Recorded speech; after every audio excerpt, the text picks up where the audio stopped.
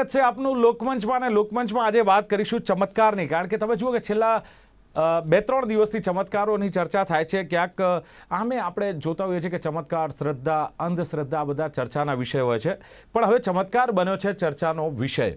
જે પ્રમાણે બાગેશ્વર ધામના બાબા ધીરેન્દ્ર કૃષ્ણ શાસ્ત્રીને લઈને જે હંગામો મચ્યો છે, કારણ કે ધીરેન્દ્ર કૃષ્ણ શાસ્ત્રી એક ચિઠ્ઠી પર જે આવનાર વ્યક્તિ હોય એનું ભવિષ્ય બતાવી દે છે, એના મનમાં સવાલો શું છે એ પણ કહી દે છે, એને સમસ્યાઓ શું છે, એનો હલ શું છે, આ બધી જ વાતો કરતા હોય છે. અને કહેવાય છે કે ધીરેન્દ્ર શાસ્ત્રી લોકોના મનની વાતો જાણે છે. વ્યક્તિ એની સામે આવીને બેસે અને વ્યક્તિ સવાલ કરે એ પહેલાં આ જે ધીરેન્દ્ર શાસ્ત્રી છે બાગેશ્વર ધામના, એ કાગળમાં એનું નામ સાથે એની ડિટેલ, એના પ્રશ્નો અને એ બધી જ વાતો પહેલેથી જ લખી નાખે છે. એટલે ચમત્કાર આને એટલા માટે કહેવાય કે વ્યક્તિને ખબર કેવી રીતે પડે કે આ વ્યક્તિ શેના માટે આવ્યો છે અને કયા પ્રશ્નો છે જીવનમાં, એનું નામ શું છે, એના બધી જ ડિટેલ જ્યારે ચિઠ્ઠીમાં લખતા હોય છે ત્યારે એક ચમત્કાર થતો હોય છે. બીજી વસ્તુ એ છે કે વ્યક્તિના મોબાઈલ નંબર અને ઘરમાં કઈ કઈ ચીજો ક્યાં રાખેલી છે, આ બધી જ ડિટેલ આ જે ધીરેન્દ્ર કૃષ્ણ શાસ્ત્રી છે એ આપતા હોય છે. એટલે મોટો એક દરબાર ભરતા હોય છે અને દરબારમાં હજારો લોકો આવતા હોય છે. હજારો લોકોમાંથી કોઈ પણ વ્યક્તિ ઊભો થાય તો એનો એનો જે સમસ્યા છે, એનો પ્રશ્ન છે, એના ઘરમાં શું છે, આ બધી જ ડિટેલ એમના કાગળમાં અગાઉથી જ એમણે લખી લીધી હોય છે. એટલે આને ચમત્કાર માનવામાં આવે છે. બીજી એક વસ્તુ એ છે કે એમની પર આરોપ લાગ્યો છે કે તમે અંધશ્રદ્ધા ફેલાવો છો સમાજમાં. એમણે આરોપો નકાર્યા છે અને એમનું કહેવું છે કે કોઈ પણ મારા શબ્દો અને મારા કાર્યોને તમે કેમેરામાં કંડારી શકો છો. મીડિયાને પણ એમણે ચેલેન્જ આપી છે કે તમે પણ મને ખુલ્લો પાડી શકો છો. બહુ જ મોટી એક છૂટ આપી છે. અને બીજું કહ્યું છે કે હું તમામ જે સનાતની હિન્દુઓ છે એને પોતાના ધર્મ તરફ પાછો લાવીશ. એટલે સનાતન હિન્દુ ધર્મની વાત કરે છે. બીજી વસ્તુ એમણે એ કહ્યું છે કે દેશમાં હિન્દુ બાબાઓ વિરુદ્ધ એક વિશેષ અભિયાન ચાલી રહ્યું છે અને મારી સામે પણ એક ષડયંત્ર છે, એવું એમનું સ્પષ્ટ માનવું છે.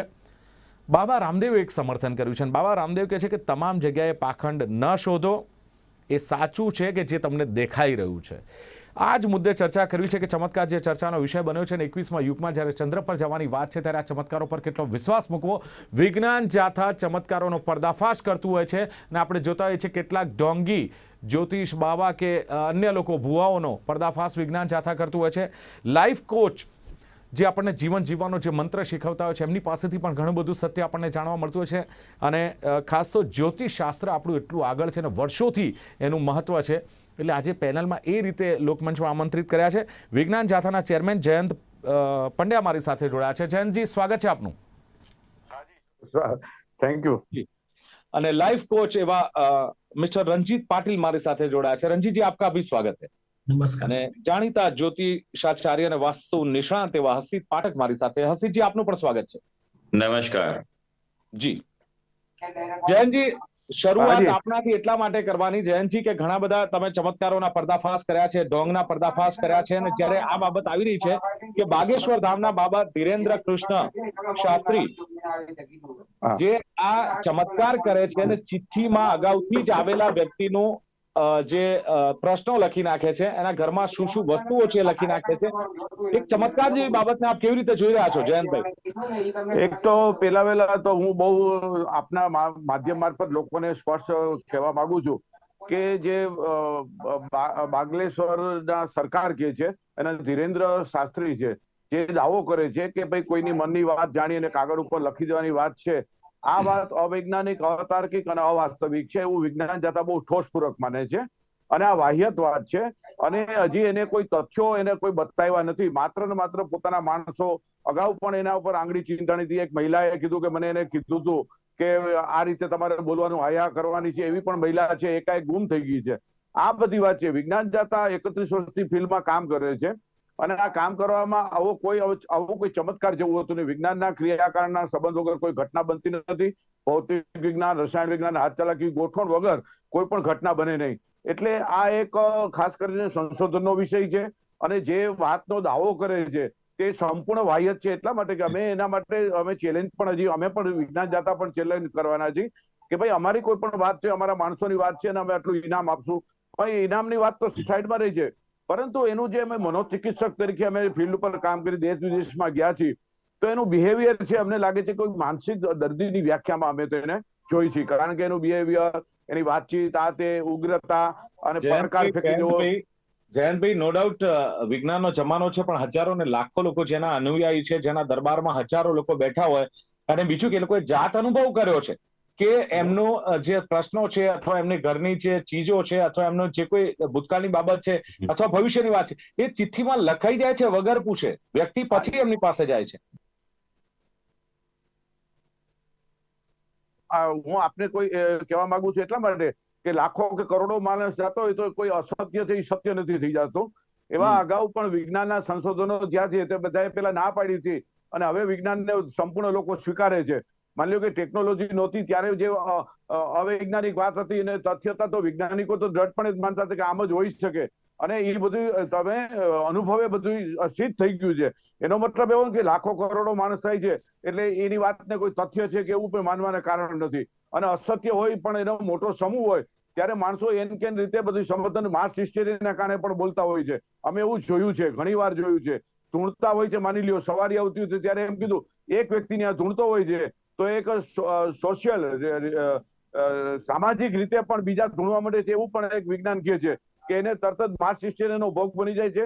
સબકોન્શિયસ માઇન્ડ ની અંદર એ પણ એને આ ક્રિયા કરવા માંડે છે, એવું સાબિત થઈ ગયું છે. એનો મતલબ એવો નથી કે ભાઈ જે દાવો કરે છે એ બધા સાચા છે. વિજ્ઞાન જાતા તો માનતું જ નથી, કારણ કે એનું કારણ શું છે, જયારે એ પરીક્ષામાં સામૂહિક રીતે પાસ થાય ત્યારે એના અનુયાયીઓ, એના માણસો હોય છે, એ બધું લખીને કે છે આવા. અને હું તો ત્યાં સુધી દાવાપૂર્વક કહું છું કે માની લો કે કોરોના આવ્યો, જોશીમઠની ભૂસ્ખલન થાય છે, નેપાળની અંદર એવું માનવ ઉપયોગી આનાથી એનાથી માનવ કલ્યાણની કઈ વાત આવી, એમ દેશના હિતની કઈ વાત આવી? આ શું હશે જયંતભાઈ, આ શું હશે કે પહેલા અગાઉથી કેવી રીતે વ્યક્તિ જાણી જાય છે કે આમની સમસ્યા આ છે ને વ્યક્તિગત. હું તમને કહું છું, અમે જયારે પકડતા હોય ને ત્યારે અમે કુલીને પકડ્યા હોય છે, રિક્ષાવાળા, ઘોડાગાડી વાળાને અમે પુનાને બધી જગ્યાએ પકડ્યા છે. એમ અમે 1200 થી મોટા કહેવાતા બધા ઢોંગીને પકડ્યા છે. માની લો કે કાદરી બાપુ ઈંડાવાળા જુનાગઢ હતા તો ઈંડા બધી દુકાને પોતાના મૂકી દેતા હતા, અને પછી એને અમે એક્સપોઝ કર્યો ત્યારે બધી દુકાનમાંથી તૈયાર ગોઠવેલા ચૂક કે દોરા ના અંતે એવું નીકળ્યું હતું. આ બધી 1999 ની વાત કરું છું. ત્યારે ડીએસપી નો બધા સાથે એને પાસે કરાયું કે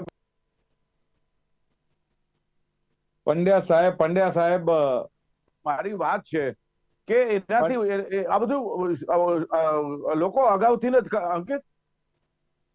જ બધું ગોઠવતા હોય છે ને કરતા હોય છે. એનો મતલબ એવો નથી થતો કે સાચો વ્યક્તિ છે. આ થઈ શકે છે. અમે ચમત્કારિક પ્રયોગો લોકોને શીખવી 3-3 કલાકનો કાર્યક્રમ આપી. હું ધ્યાનભાઈ, એ બધું સાચું. મને ખાલી જે આપણા દર્શક મિત્રો છે એમને એ સમજાવો કે આ કેવી રીતે ખબર પડતી હશે, એનું ભવિષ્ય, એના પ્રશ્નો કેવી રીતે લખીને ચિઠ્ઠીમાં આપી દે? આમાં શું છે, પેલા તો હું એટલા માટે કે હું ત્યાં ગયો નથી. અમારા નિયમ પ્રમાણે અમે જયારે તપાસ કરીને એમાં સાચું પડે તો અમે કહી શકીએ. એને કહી છે એના માણસો છે, અગાઉથી ગોઠવેલા છે. જયંતભાઈ, આટલા વર્ષોના અનુભવ તો હશે ને કે આના આધારે આ વ્યક્તિ આ જાણતો હશે કે એટલે હું તમને કહું ને, એક સ્ફૂર્ણાથી માની લ્યો કે બોલે અને એમાંથી સાચું પડે માની લ્યો, અને એની વાતમાં એટલા મોટા સમૂહની વાતમાં આ વ્યક્તિને ક્યાં ખોટો પાડવો એટલે હયા કરતા હોય છે, એવું થાય છે. અગાઉ મહિલા પણ આવું જ થયું હતું કે એને અગાઉ કહેવામાં આવ્યું કે તારે હું જે બોલું હયા જ પાડવાની છે, અને એ મહિલા એના વિરુદ્ધમાં ગઈ હતી. એ મોજૂદ દાખલો છે, હમણાંનો જ છે, 1 મહિના પહેલાનો દાખલો છે. એટલે એનો મતલબ એવો નથી થઈ જતો કે એ સાચું છે. ओके एना गोठवेल છે. पाटिल साहब, समाज उलझा हुआ है पूरा, श्रद्धा अंधश्रद्धा के बीच में 21वीं सदी चल रही है. हम चंद्र पर जाने की, चांद पर जाने की बात कर रहे हैं. क्या लगता है कि ये जो बागेश्वर सरकार है, बाबा धीरेन्द्र कृष्ण शास्त्री है, क्या वो जो कुछ कह रहे हैं इसके पीछे क्या राज है? क्या लगता है आपको? क्योंकि हालांकि इसका कोई स्पष्ट रीजन, जो कारण है, जो बाहर नहीं आ रहा है. देखिए, जिस तरह से मैं चीजों को देखता हूं, I may be wrong, I may be totally wrong. पहली चीज, 2022 जनवरी में हम हैं. दुनिया एग्जैक्टली कैसे चलती है सच में किसी को पता नहीं, ठीक से पता नहीं है, ना धर्म को, ना अध्यात्म को, ना साइंस को, ना फिलोसॉफीज को. I may be wrong, I may be totally wrong. हम सबके पास कुछ विशिष्ट दृष्टिकोण है दुनिया को देखने के. 100 साल पहले आइंस्टाइन ने कहा था क्वांटम मैकेनिक्स अंधश्रद्धा है. 100 साल पहले की बात बोल रहा हूं. 2022 में क्वांटम मैकेनिक्स विज्ञान में सिद्ध हो गया कि नहीं, वो अंधश्रद्धा नहीं है, कॉन्क्रीट फैक्ट है.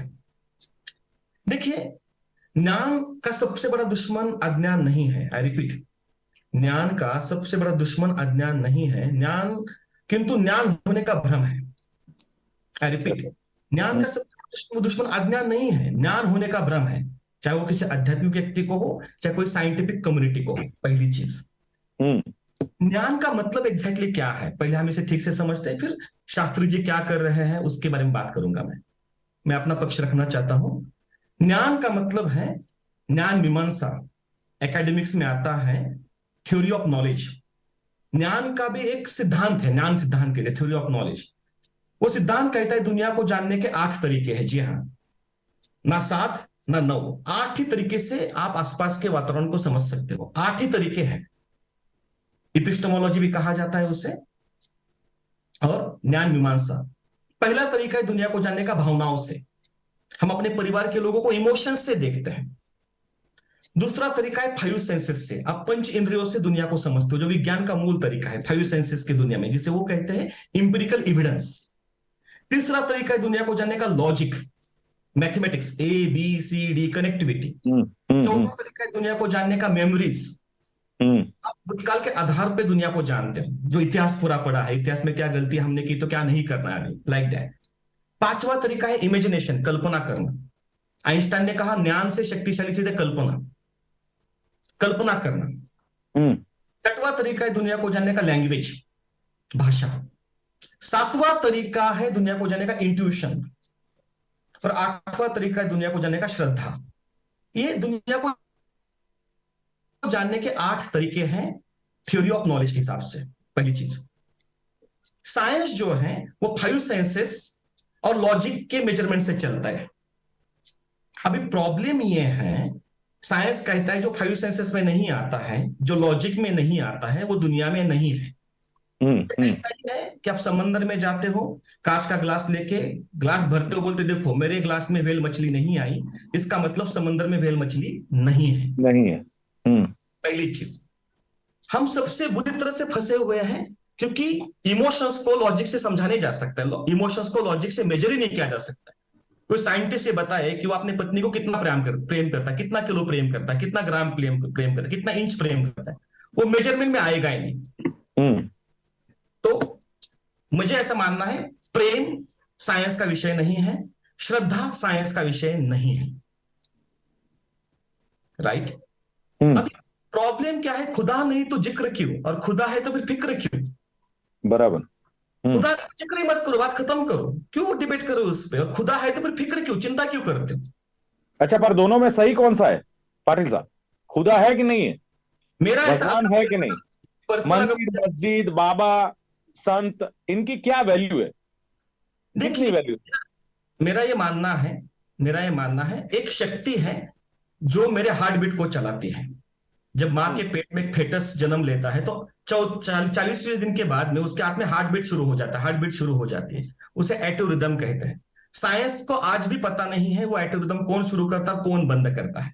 साइंस को उसको स्पष्ट उत्तर नहीं है, और शायद अगले 200-300 साल में वो उत्तर दे भी पाए। तो उसके लिए मैं ओपन हूं। साइंस एक ओपन थॉट प्रोसेस है, साइंस कोई रिजिड धारणा नहीं है। धर्म जो है अंतिम सत्य की बात करता है।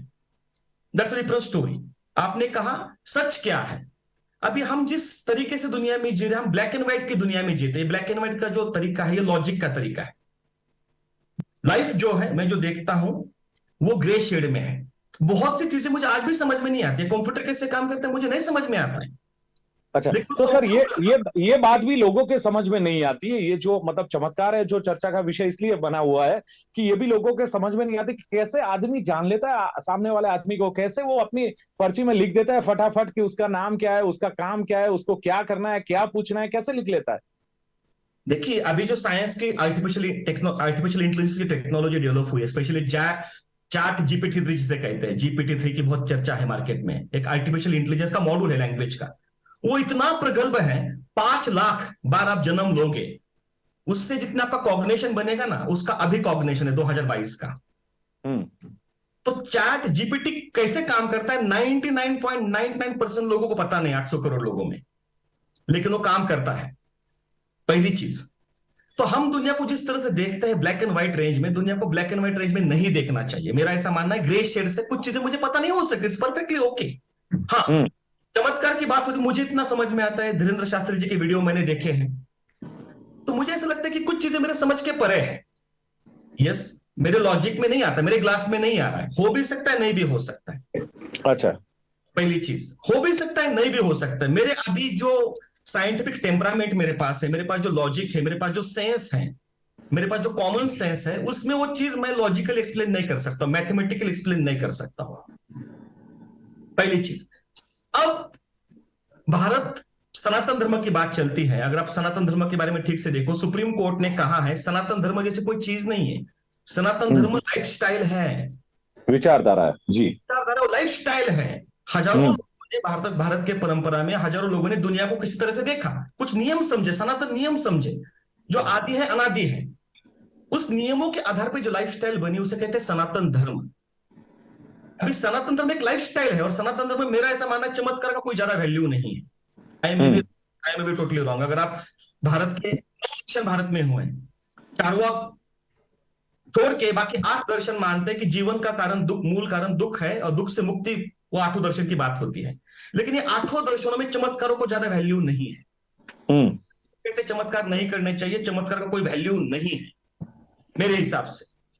अभी भारतीय समाज एक ऐसी स्थिति में फंसा है ना कि मैं उसे कहता है एबीसी मॉडल, एबीसी, अच्छे लोग, बुरे लोग, कंफ्यूज लोग। किसी भी समाज में 10% अच्छे लोग हैं, वो अच्छा ही करना चाहते हो, चाहे धार्मिक हो चाहे नास्तिक हो, उसमें कुछ फर्क नहीं पड़ता है, चाहे साइंटिफिक हो। कुछ ऐसे लोग हैं वो बुरे ही हैं, कुछ भी कर लो, साइंटिस्ट हो सकते हैं। कंफ्यूज कितने लोग हैं पाटिल साहब? 80% लोग कंफ्यूज हैं। बस यही सवाल, यही 80% लोग का ये सवाल है। मैं आपके पास आता हूँ। અસીતજી, સવાલ એ થાય છે કે જ્યોતિષ જે છે ભવિષ્ય બતાવતું હોય છે, કદાચ એને કોઈ પણ મુશ્કેલી આવતી હોય અથવા કોઈ તકલીફ આવતી હોય તો એને અવેર કરે છે કે ભાઈ તારે આ મુશ્કેલી કે ભવિષ્ય શું લાગે છે કે આ કેવી રીતે શક્ય બને કે વ્યક્તિ આવનારાનું નામ પણ જાણી લે છે, એના પ્રશ્નો પણ જાણી લે છે, એની સમસ્યાઓ લખીને એના કાગળમાં આપી દે? શું આપ કેવી રીતે જોઈ રહ્યા છો આ બાગેશ્વર સરકારને? જી બિલકુલ, ખરેખર જોવા જઈએ તો જ્યોતિષ શાસ્ત્ર એ ભવિષ્ય જાણવાનું શાસ્ત્ર છે, પણ એ ભૂતકાળને અને વર્તમાનને સમજીને જાણવાનું શાસ્ત્ર છે. આ એક ઉર્જાનું શાસ્ત્ર છે. જેમ રણજીતજીએ કહ્યું તે વાત સાચી છે કે ઘણી બધી વસ્તુઓ છે તે વિજ્ઞાન સમજી શક્યું નથી. જેમ કે આ જ્યોતિષ શાસ્ત્રની વાત કરું તો જ્યોતિષ શાસ્ત્ર અત્યારે સામાન્ય લોકોની સમજમાં છે તેટલું નથી, ઘણું વિસ્તૃત, ઘણું ઊંડું છે. જ્યોતિષ શાસ્ત્રના ગ્રંથમાં એ પણ લખ્યું છે અને બતાવ્યું છે કે વ્યક્તિ જ્યારે પગ મૂકે, તમારી પાસે આવે ત્યારે પગ મૂકે, અને કયો પગ મૂકે છે, કેવી રીતે મૂકે છે, કયો હાથ કઈ બાજુ લઈને જાય છે, એ પ્રકારે તેની ખાલી હાલચાલ પરથી પણ તમે પ્રિડિક્શન કરી શકો છો કે આ વ્યક્તિને આ તકલીફ છે, આ વ્યક્તિને આ પ્રકારનો પ્રશ્ન લઈને આવ્યા છે. જ્યોતિષ શાસ્ત્રમાં ગ્રહો તો ઠીક છે, પણ પ્રશ્ન કુંડળી એક એવી વસ્તુ છે કે વ્યક્તિ સામે આવીને કશું ના બોલે તો પણ પ્રશ્ન કુંડળી મૂકી અને કહી શકાય કે આ વ્યક્તિ આ પ્રશ્ન લઈને આવ્યું છે. અસિતભાઈ, આમાં તો કોઈ પ્રશ્ન કુંડળી નથી મૂકતા, કશું જ નહીં. જી હું આગળ એ જ કહેવા માંગુ છું કે આ એક પહેલો પ્રકાર છે, આ સ્થૂળ પ્રકાર છે. જગત 3 પ્રકારે વહેંચાયેલું છે, સ્થૂળ, સૂક્ષ્મ અને કારણ રીતે વહેંચાયેલું છે. કેટલીક ઉર્જાઓ, કેટલીક એનર્જી, કેટલીક ફ્રીક્વન્સી એવી છે કે જે આપણે જોઈ શકતા નથી, કારણ કે આપણું અસ્તિત્વ 3 પ્રકારના મનમાં વહેંચાયેલું છે. એક આપણું જાગૃત મન છે, બીજું આપણું અંતર્મન જેને સબકોન્શિયસ કહીએ છીએ, અને એનાથી ઉપર જે વૈશ્વિક ચેતના સુપર કોન્શિયસ છે. જો તમે એની સાથે કનેક્ટ થાવ તો તમારા વાઇબ્રેશન્સ બદલાય છે, તમે ઘણી બધી વસ્તુઓ જાણી શકો છો. હું એમ નથી કહેતો કે આ જે કે છે સાચા છે, કારણ કે મારો એટલો અનુભવ આ વ્યક્તિની બાબતમાં નથી, પણ ઘણી વાર એવું બધું બનેલું છે કે ઘણા વ્યક્તિઓ છે જે વિશ્વમાં જાણકાર હતા અને ઘણા આપણે જોયેલા છે, પણ જ્યોતિષ શાસ્ત્રમાં એક સ્વર શાસ્ત્ર આવે છે, સ્વરોદય શાસ્ત્ર આવે છે. તમે એનો ઉપયોગ કરતા હો, ખાલી વ્યક્તિનો પોતાનો સ્વર ચાલતો હોય છે, તો પણ એ કહી શકે છે આવનારા વ્યક્તિને, કારણ કે એમાં તત્વ અને સ્વરનું કોમ્બિનેશન કરો તો માણસ જાણી શકતો હોય છે કે આ વ્યક્તિનું શું થતું હશે. ચેતનાનો જ વિકસિત થયેલું હોય તો વ્યક્તિ જાણી શકે છે કે આપણી અંદરના ચક્રો વિશે પણ આપણા ધર્મોમાં જણાવેલું છે કે જો વ્યક્તિનું આજ્ઞા ચક્ર વિકસિત થયેલું હોય તો તે વ્યક્તિને વાતની ખબર પડે છે. પણ હા, એ જો વ્યક્તિ આ શક્તિ મળી હોય એનો સારી રીતે ઉપયોગ કરતા હોય તો સારી વાત છે, ખોટી રીતે કરતા હોય તો તેનો દુરુપયોગ છે તો તે શક્તિ જતી રહે છે, તેવું પણ જોવા મળ્યું છે. સૌથી અગત્યની વાત છે કે વિજ્ઞાનની વાત કરવામાં આવે તો વિજ્ઞાનને અને આ બંને વસ્તુને સાંકળવાય એવું છે નહીં, કારણ કે વિજ્ઞાન પાસે હજી ઘણા બધા પેરામીટર્સ નથી કે સમજી શકે. જેમ કે દરેક વ્યક્તિ પાસે એક ઉર્જા છે, આભા મંડળ છે, કેટલાક વર્ષો પહેલા કોઈને ખબર નથી, અને હવે એવું કહેવાય છે કે તમે ઉર્જા આભા મંડળ જુઓ તમે તો તમને ખબર પડે કે તેના કયા ભાગમાં તકલીફ છે આવી રહી છે. જો જે દીર્ઘદ્રષ્ટા હતા, જેમની પાસે દિવ્ય દ્રષ્ટિ છે, તે વસ્તુ જોઈ શકતા હતા. ઉર્જા જોઈ શકાય છે, ઉર્જાને સ્કેન કરી શકાય છે. પ્રાણિક હિલિંગ, એક હિલિંગનું એવું શાસ્ત્ર છે ઉર્જાનું, કે તમે ફક્ત હાથથી કોઈ પણ વ્યક્તિ ગમે ત્યાં હોય એ તમે ખાલી એનાથી ચેક કરી શકો છો કે તેના કયા ભાગમાં, કયા ચક્રમાં ઉર્જા ઓછી છે, વધતી છે. તમને ખબર પડે છે કે ચલો આ બધું જાણ્યા પછી હર્ષિતભાઈ સીધો સીધો આજે સવાલનો જવાબ તો- માંગવામાં આવે. હર્ષિતજી, હા. સીધો સવાલનો જવાબ માંગવામાં આવે કે શું આ વ્યક્તિ અંધશ્રદ્ધા ફેલાવી રહ્યો છે? જે આરોપ લાગ્યો છે, યસ કે નો, અંધશ્રદ્ધા ફેલાવી રહ્યા છે? અંધશ્રદ્ધાની વાત કરીએ તો કદાચ એમ કહી શકાય, પ્રશ્ન ઉભો કરવો પડે, કારણ કે હજી એવો કોઈને ગેરમાર્ગે દોરવાનો દાખલો આવ્યો નથી, કોઈનું શોષણ કર્યું નથી તેણે, કે કોઈની પાસેથી એવો ગેરલાભ ઉઠાવ્યો નથી. અચ્છા, આ એટલે શક્ય કહી છે શકાય, કે પણ એમ વ્યક્તિનું કહેવાય ભવિષ્ય કે જાણી ધર્મનું નામ આમાં ન આપવું જોઈએ, એવું મારું માનવું છે. કે ધર્મ બિલકુલ. હંમેશા વ્યક્તિને સત્ય તરફ અને આંતરિક બળનો વૃદ્ધિ માટે લઈ જતો હોય છે. જયંતભાઈ, હાજી. તમે માનો છો કે જે આની સામે સવાલો ઉઠ્યા છે કે આ ભાઈ હા. અંધશ્રદ્ધા ફેલાવે છે શાસ્ત્રીજી, અને એનો હા. પર્દાફાશ ક્યાંક થવો જોઈએ? એમને તો ચેલેન્જ આપી છે કે તમે આવો, મીડિયા આવે કોઈ પણ, તો શું વિજ્ઞાન જાથા જઈને આનો પર્દાફાશ કરશે? શું તમે અમે અમારી મીટિંગ જ છે આવતીકાલે આ માટે. અમે તો પેલી તો વસ્તુ આ તથ્ય વગરની હંબક અને ખોટી વાત છે. એ જેટલા દાવા કરે છે એ તદ્દન અપ્રસ્તુત છે, પહેલી વસ્તુ છે. અને બીજું હું તમને એક વસ્તુ કહું છું, આ ભાઈ ગમે નામ દઈ દે કે ઉંમર કહી દે કે એના પ્રશ્નો કહી દે, એનાથી મને એ સમજાતું નથી કે દેશને ના પ્રગતિને, માનવ જાતની પ્રગતિને શું લેવા દેવા. પહેલી વસ્તુ, એના ગામની અંદર પ્રગતિને શું લેવા દેવા. આ ભાઈએ માની લ્યો કે કોઈ એવું માનવતાનું કામ કર્યું હોય તો હું 100% એને નમન કરું. આ ભાઈએ માની લ્યો કે કોરોના આવ્યું તો એને કોઈ લોકોને જાગૃત કર્યા અગાઉ નહીં. માની લ્યો કે કોઈ પ્લેન ક્રેશ થયું તો એને જાહેર કર્યા તો કે ના. એના તો એને કોઈ દિવ્ય શક્તિ આવીને કહી જતું હોય, જોશીમઠની અંદર ભૂસ્ખલન થાય છે, કોઈ કીધું તો કે ના. માત્ર આવી સામાન્ય બાબત ઉપર એને જો આપણે આને ચમત્કાર કરતો, એ આપણી મૂર્ખામી છે, માત્ર ને માત્ર મૂર્ખામી છે. આ તો સોશિયલ મીડિયા ઉપર છવાવા માટે અને પોતાની હું તમને એને કોઈ ષડયંત્રના ભાગરૂપે આવનાર શું હકીકત આવશે એ પણ મને ખ્યાલ નથી આનો, કારણ કે કોઈ નિચોડ તો મળવાનો છે.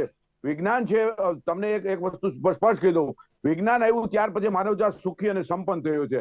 અત્યારે વિજ્ઞાનની ઉપલબ્ધિઓનો ઉપયોગ કરી અને વિજ્ઞાનને એવું સાબિત કરવા માંગે છે કે વિજ્ઞાન વિજ્ઞાન જ સર્વસ્વ છે. માનવ જાતનું કલ્યાણ કર્યું હોય તો વિજ્ઞાન સિવાય કોઈની કોઈ તાકાત નથી, કે વિજ્ઞાન સિવાય કોઈ માણસની વૃદ્ધિ કરી બૌદ્ધિક રીતે.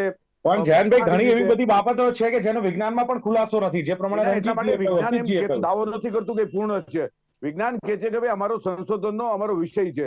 માની લ્યો કે આજે નહીં શોધાણું તો આવતીકાલે 200 વર્ષ પછી પણ શોધાશે ખરા, અને એમાં કોઈ નિર્વિવાદ છે. માની લ્યો તમારા માટે આ ચેલેન્જિંગ કહી શકાય, તમારા માટે આ ચેલેન્જિંગ કહી શકાય. આપણે કરવાના જાતા ચેલેન્જ કરવાના નથી કે ભાઈ તું દાવો કરસ કોઈ પણ. અમે પોતે, કારણ કે અમે ઠોસપૂર્વક, અમે કારણ કે ફિલ્ડમાં કામ કરી, અમને ખબર 31 વર્ષ અમે અનેક માની લ્યો જ્યોતિષીઓ છે, અમે એને પકડવા ગયા, અમે ખુલ્લા કર્યા તો એને કોઈ દી ખબર નથી હોતી કે આજે અમે 5 જ્યોતિષીને એક જ ગામમાં પકડું છું તો એ બધા હુતાતા ને કોઈની પાસે 90,000ની રકમ નીકળી, કોઈ પાસે 35,000ની રકમ નીકળી. એને પોતે હવારના એવું જોયું નહીં કે આજે મને વિજ્ઞાન જાથા આવીને આ રીતે ખુલ્લો કરવાના છે, મારો એક્સપોઝ કરે. એના ગ્રહ દશા કે એને પોતાની ગ્રહ દશા અમે ગયા પછી બગડી ગઈ, એ પોતાની નહોતી જોઈ, સમજી લેજો. ઓકે રણજીતજી, અનેક લોકો એમ चलो रंजीत जी बाबा लोग आशीर्वाद देते हैं, आशीर्वाद दिया मतलब कल्याण हो जाएगा, ये तो ब्रह्मांड से चलता है, सब नियमों से चलता है पूरी पृथ्वी, और ये लोग बोलते हैं कि हमने कर दिया. और ये जो खास तो कृष्ण शास्त्री जी की बात हम करते हैं, तो क्या ये ऐसा भविष्य बता देते हैं या जैसे कुछ मतलब जो सवाल बता देते हैं, कुछ उसका नाम बता देते हैं, घर की चीजें बता देते हैं, ये कोई विद्या है क्या है ये रंजीत जी? देखिए, मैं ना आस्तिक हूं ना मैं नास्तिक हूं, मैं वास्तविक हूं. पहली चीज मैं अपने स्टैंड यहाँ एक्सप्रेस करना चाहता हूं. 5000 साल पहले गीता के बारे में बात होती है. हमारे भारतीय परंपरा में, सनातन धर्म में गीता एक बहुत महत्वपूर्ण ग्रंथ है और वर्ल्ड वाइड काफी कल्चर्स ने गीता को स्वीकारा है. माइथोलॉजी कहती है कि भगवान कृष्ण के पास सुदर्शन चक्र था, लेकिन चाहते तो एक चक्र निकालते सब कौरवों को खत्म कर देते, लेकिन उन्होंने ऐसा नहीं किया. वो अर्जुन के सारथी बने और उसको कर्म करने के लिए प्रोत्साहित किया. तो मेरा ये मानना है, दुनिया की जो रचना, जहां तक मैंने दुनिया समझी है, I may be wrong, I am be totally wrong, क्योंकि मैं एब्सोल्यूट स्टेटमेंट्स नहीं देना चाहता हूं. मैं इनकम्प्लीट हूं, तो मुझे पता है दुनिया कैसे चलती है, कुछ चीजें मुझे समझ में नहीं आती है. तो मेरा ये मानना है 80% कर्म है, 20% ब्लेसिंग्स की जरूरत होती है, चाहे कोई मुस्लिम मस्जिद में जाए, चाहे कोई क्रिश्चियन अपने चर्च में जाए, कोई हिंदू सनातनी हिंदू मंदिर में जाए, बाबा के पास जाए।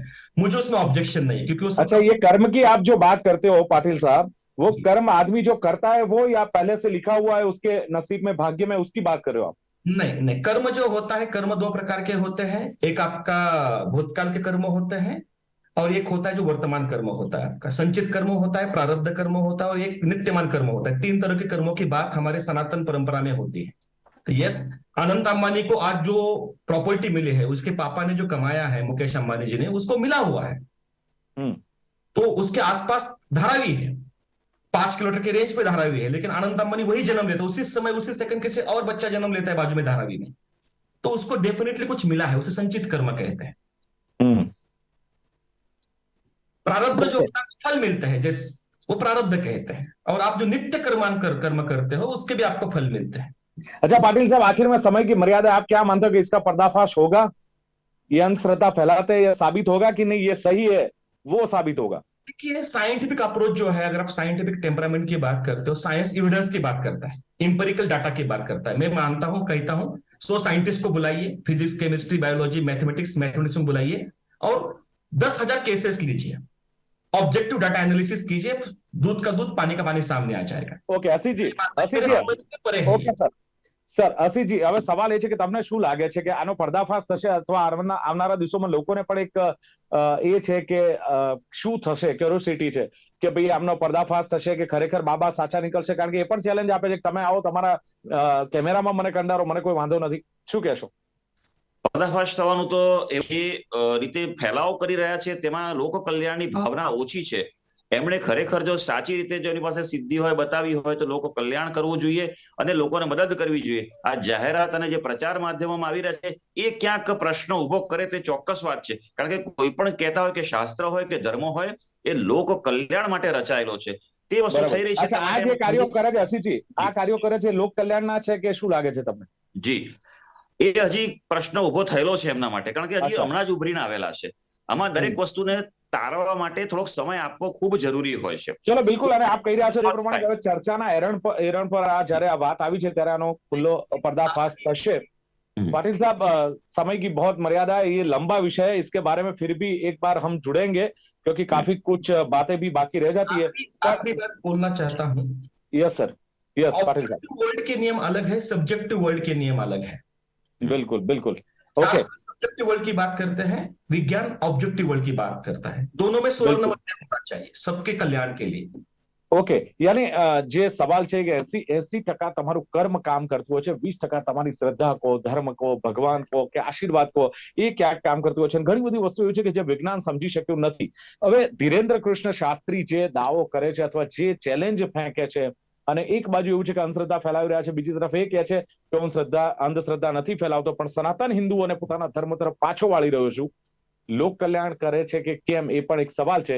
એટલે આવનારા દિવસોમાં હવે જયારે ચર્ચા થઈ રહી છે ત્યારે ખબર પડશે કે આ અંધશ્રદ્ધા છે કે હકીકત છે. ચર્ચાનું સમાપન કરીએ છીએ અને ચર્ચામાં ભાગ લેવા બદલ જયંત પંડ્યા, રંજીત પાટીલ, હસીત પાઠક ત્રણેય ઉપસ્થિત રહ્યા. Thank you very much. Thank you. Thank you. Thank you. તો દર્શક મિત્રો, લોકમંચ કાર્યક્રમમાં હતી આજની ચર્ચા. ફરી મળીશું નવી ચર્ચા સાથે. જોતા રહો ગુજરાત ન્યૂઝ. નમસ્કાર.